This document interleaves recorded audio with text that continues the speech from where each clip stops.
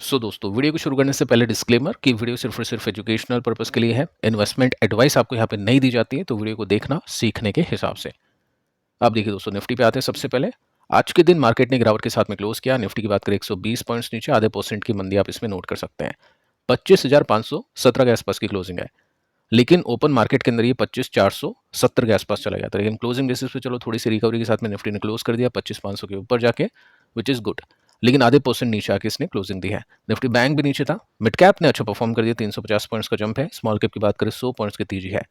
तो आज के दिन मिड कैप ने और स्मॉल कैप ने अच्छा परफॉर्म किया और निफ्टी ने अच्छा परफॉर्म नहीं करा। मैक्सिमम कंपनीज आप देखोगे तो तेजी में आके बंद हो चुकी है। कुछ बड़ा गैप नहीं है, लेकिन स्टिल तेजी की कंपनीज ज़्यादा है मंदी के कंपैरिजन में। तो जब भी ऐसी सिचुएशन होती है ना दोस्तों, उसका मतलब है कि निफ्टी की जो टॉप कंपनीज है या जो हाई वेटेज जिसका होता है, जिस कंपनीज का, जिन कंपनीज का, उनके स्टॉक नीचे गए होंगे, इस वजह से निफ्टी अंडर परफॉर्म कर गया। बाकी जो ग्रोथ कंपनीज है, मोस्टली होती है मिड कैप में, स्मॉल कैप में, उनकी तेजी में आज क्लोजिंग हो चुकी है। तो इस वजह से ये सिचुएशन आपके सामने है। तो ऐसी सिचुएशन में कभी कभी इन्वेस्टर्स के पोर्टफोलियो आउट परफॉर्म कर जाते हैं, मतलब निफ्टी को बीट कर जाते हैं, अगर पोर्टफोलियो के अंदर ग्रोथ कंपनीज हो तो जिन भी इन्वेस्टर्स के पोर्टफोलियो में ग्रोथ कंपनीज होगी, आज के दिन हो सकता है निफ्टी को बीट किया होगा। बाकी निफ्टी तो है ही सबसे इंपॉर्टेंट बेंचमार्क, जिसके साथ में हम कंपैरिजन करने की कोशिश करते हैं। जो भी इन्वेस्टर होता है वो कंपैरिजन करने की कोशिश करता है। साथ में दोस्तों आप देख सकते हैं आज के दिन सरकारी बैंक्स ने अच्छा परफॉर्म कर दिया। फार्मा सेक्टर भी आज तेज था, मीडिया भी तेज था, आईटी भी डिसेंटली क्लोज कर चुका है, लेकिन आज के दिन सरकारी बैंक्स ने काफ़ी अच्छा परफॉर्म किया। निफ्टी रियल्टी, अब देखो एक चीज़ समझो आप, यहाँ पे एक चीज़ हमको सीखने को ये मिल जाती है कि अगर सरकारी बैंक्स ने 2.5% की तेजी के साथ में क्लोज किया, तो निफ्टी प्लस में क्यों नहीं आ पाया। निफ्टी में तो काफ़ी सारे सरकारी बैंक्स हैं, ऑब्वियस है, सरकारी जो कंपनीज होती हैं, एसबीआई भी है और भी काफ़ी सारे बैंक्स हैं। ऐसा क्यों नहीं हुआ? क्योंकि इससे दोस्तों ये पता चलता है कि निफ्टी के अंदर भी जो टॉप होल्डिंग्स हैं बैंक्स की, वो प्राइवेट बैंक्स हैं। क्योंकि लॉन्गर टर्म में प्राइवेट बैंक्स ने अच्छे रिटर्न्स दिए हैं। उसके पीछे का लॉजिक आपको बताइए, सरकारी बैंक्स काफ़ी सारी ऐसी कंपनीज को लोन्स दे देते हैं जो आगे चल के डूब जाते हैं। प्राइवेट बैंक इतना नहीं करते हैं, बहुत ज़्यादा रेगुलेशंस को देखते हैं, अपनी इंटरनल रिसर्च के हिसाब से पैसे देते हैं। तो इन्वेस्टर भी अपने पोर्टफोलियो में मैक्सिमम इसी वजह से प्राइवेट बैंक रखते हैं सरकारी बैंक्स के कंपैरिजन में। तो प्राइवेट बैंक्स ने कैसा किया, आज नीचे आके बंद हुए, तो निफ्टी ने भी आज गिरावट के साथ में क्लोजिंग की।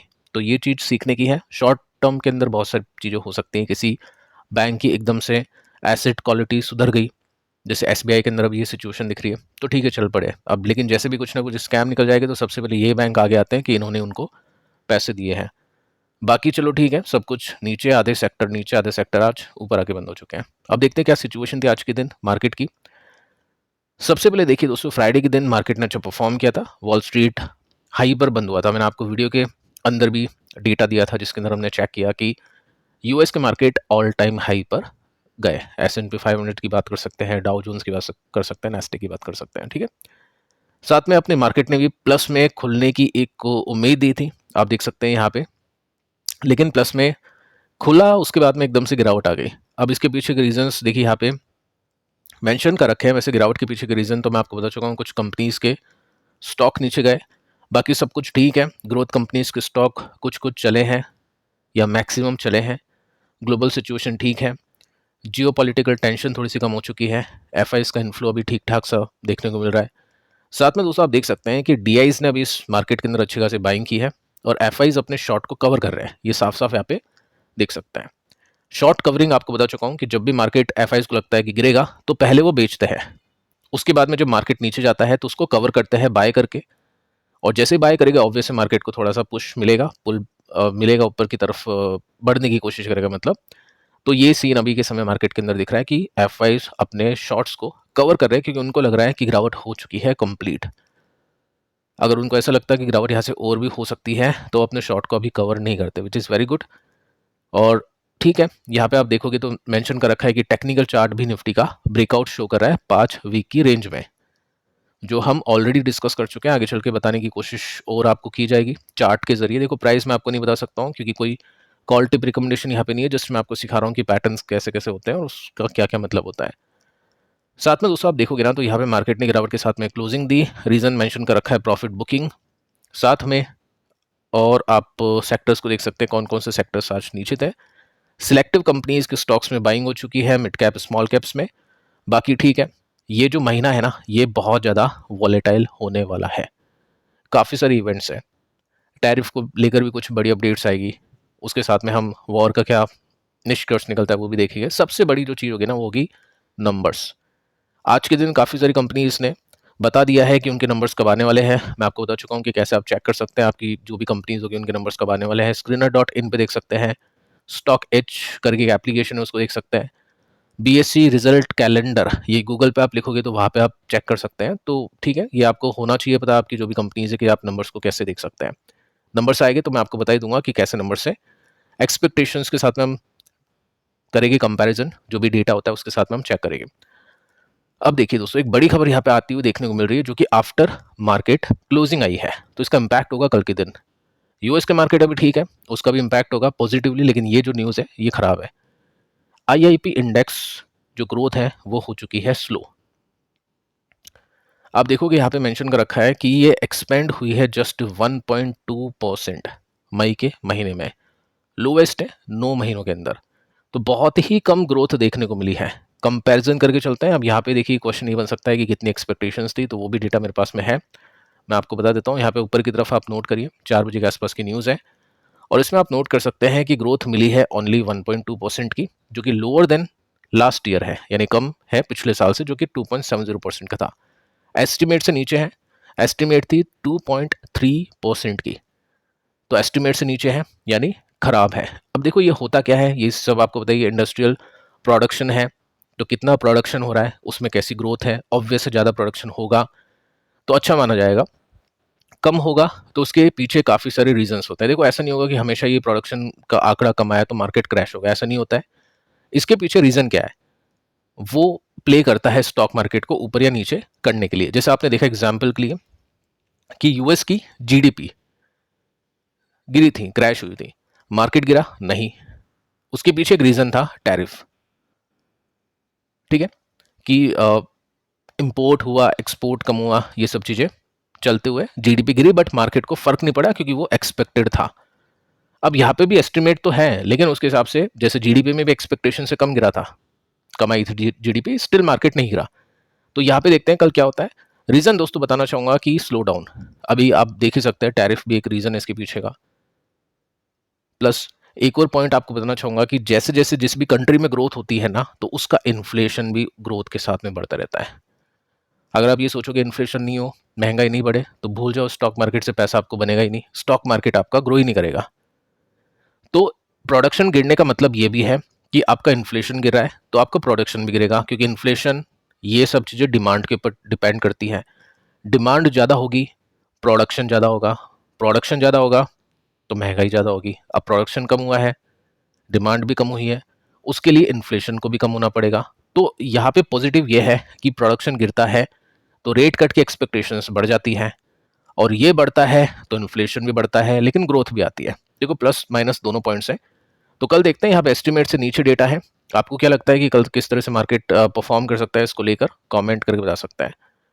अब देखिए दोस्तों, निफ्टी जो अभी आपको दिखा डेटा के अंदर कि ब्रेकिंग आउट निफ्टी हो चुका है, ये सब चीज़ें एक पैटर्न आप देखोगे ना तो आपको दिखाई देगा यहाँ पे इस तरह से निफ्टी ने ब्रेकआउट यहाँ पे किया है। अब क्या होता है, ये सब सिखाने के हिसाब से दोस्तों ऐसा कुछ नहीं करना है। कोई प्राइस यहाँ पे आपको नहीं दिख रहा है, कोई सपोर्ट रेसिस्टेंस का प्राइस आपको यहाँ पे नहीं बताया जा रहा है, जस्ट मैं आपको बता रहा हूँ कि लेवल्स कैसे देखे जाते हैं। देखो ये क्या है, ये रेसिस्टेंस है। अब जब भी ब्रेकआउट होता है तो ये जो लाइन होती है ये सपोर्ट बन जाती है। तो जब तक निफ्टी या जो भी स्टॉक होगा XYZ ये इसके ऊपर बना रहेगा, टिका रहेगा, विच इज गुड, ये प्लस में है यानी पॉजिटिव है, बुलिश है। लेकिन अगर इसको ये तोड़ के नीचे आता है तो फिर वो नेगेटिव हो जाता है। तो अभी तक ऐसा कुछ भी इसमें देखने को नहीं मिला जो कि नेगेटिव हो। आगे चलते दोस्तों, दो कंपनीज है, बड़ी कुछ खबरें हैं वो मैं आपको बताऊंगा, साथ में और भी हम डिटेल में बातचीत करेंगे। पहली कंपनी वारी एनर्जीज, 7% का उछाल है आज के दिन स्टॉक के प्राइस में, 46 का इसका पी रेशो है। अब ये काफ़ी कम हो चुका है वैसे लिस्टिंग के बाद से। सिंपल चार्ट में देखोगे तो ये एक कप देखने को मिलेगा, ये उसका हैंडल देखने को मिलेगा, और यहाँ पे एक ब्रेकआउट काइंड ऑफ सिचुएशन दिख रही है। अब देखो कल मैंने आपके साथ में, कल का मतलब है 27 जून को, फ्राइडे के दिन की बात कर रहा हूँ, आफ्टर मार्केट क्लोजिंग 6 बजे के आसपास की न्यूज़ है कि कंपनी को कॉन्ट्रैक्ट मिला था 540 मेगावाट का सोलर पैनल के लिए, उसका रिएक्शन आज देखने को मिला है। स्टॉक का प्राइस ओपनिंग में ही अच्छा था, और वो एक रीज़न है इसके पीछे का। साथ में आप देखोगे कॉन्ट्रैक्ट है पूरा का पूरा जो कि 27-28 तक चलेगा। अच्छी बात है, काम धंधा है कंपनी के पास में और कंटिन्यूसली बढ़ रहा है। ताज्जुब की बात दोस्तों ये है कि ये जो ऑर्डर मिला है यूएस से मिला है, तो मार्केट को पसंद आई है अपडेट। साथ में अगर आप देखोगे तो लिस्टिंग थी इसकी 70 के पी पर, अभी के समय आधा हो चुका है। ईपीएस इसका बड़ा है लेकिन शेयर प्राइस, ये ईपीएस इसका बड़ा है लेकिन शेयर का प्राइस नहीं बढ़ा है। ठीक है। साथ में अगर आप देखोगे तो प्रॉफिट इसके बढ़ रहे हैं कंसिस्टेंसी के साथ में। रिस्की कंपनी है, जो भी ऐसे सेक्टर होते हैं जो बहुत तेजी से चलते हैं वो रिस्की होते हैं, बट हाँ उनमें देखते हैं अपॉर्चुनिटीज काफी सारे इन्वेस्टर्स। एफआईएस का फ्लो और डीआईएस का फ्लो बहुत इंटरेस्टिंग है क्योंकि दोनों ने बेचा है। 1.40% का स्टेक था, कम कर दिया एफआईएस ने। 2.70% का स्टेक था, कम कर दिया डीआईएस ने। किसने लिया? पब्लिक ने लिया। तो ये जो तेजी बन रही है ना, अगर इसमें स्विंग निकलता है तो ये जो दम होगा ऊपर लेकर जाने का, ये बड़े प्लेयर्स के हाथ में होता है। तो अगले क्वार्टर में देखेंगे डेटा कि कैसा आता है, किसने लिया किसने बेचा। क्योंकि यहाँ पे हम देखें तो स्ट्रेंथ तो दिख रही है, एक अच्छे वॉल्यूम के साथ में स्टॉक ने परफॉर्म किया। ऐसा वॉल्यूम जो कि लिस्टिंग के समय था, बहुत बड़ी बात है क्योंकि लिस्टिंग के समय तो वॉल्यूम्स होते हैं, लेकिन वैसा वॉल्यूम आता है विच इज़ वेरी ऑसम। और यहाँ पे आप देखोगे ना तो ये जो स्टॉक है ये आपको इस सपोर्ट को लेता हुआ दिखाई दिया। उसके बाद में सपोर्ट इसका ऊपर की तरफ शिफ्ट कर रहा है विच इज़ वेरी गुड। और साथ में यहाँ पे इसका जो रेसिस्टेंस काइंड ऑफ एक प्राइस एक्शन के हिसाब से ब्रेक हुआ है। साफ साफ आप इसमें नोट करके चल सकते हो। साथ में वॉल्यूम भी इसमें अच्छे खासे देखने को मिला है, तो अच्छी बात है। ठीक है, ऐसा कुछ नहीं खरीदा बेचना, जस्ट मैं आपको सिखा रहा हूँ कि किस तरह से ब्रेकआउट्स हम देख सकते हैं, सीख सकते हैं। केपीआई ग्रीन नेक्स्ट कंपनी इसी सेक्टर से बिलोंग करती है। 4% का जंप इसमें, और आज के दिन अच्छी तेजी के बावजूद भी कंपनी का पी रेशियो 32 का है।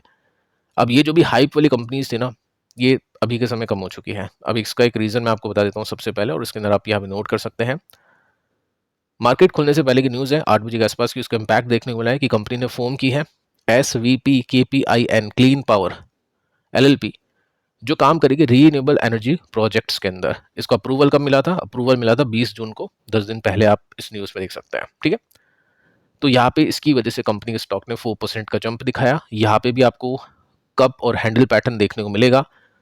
वारी ने तो ब्रेकआउट कर दिया है कप एंड हैंडल का, लेट्स सी कि इसमें हो पाता है या फिर नहीं। अगेन दोस्तों मैं बोलना चाहूँगा सीखने के हिसाब से है, और आपको क्या लगता है आप अपनी भी कमेंट के अंदर प्रतिक्रिया दे सकते हैं कंपनीज के ऊपर, मार्केट के ऊपर, ताकि बाकी लोग भी आपसे सीख सकें। फिलहाल दोस्तों इस वीडियो में इतना ही। पिछले दोनों वीडियोस को आप देख लेना। मिलते हैं नेक्स्ट वीडियो में, तब तक के लिए बाय बाय।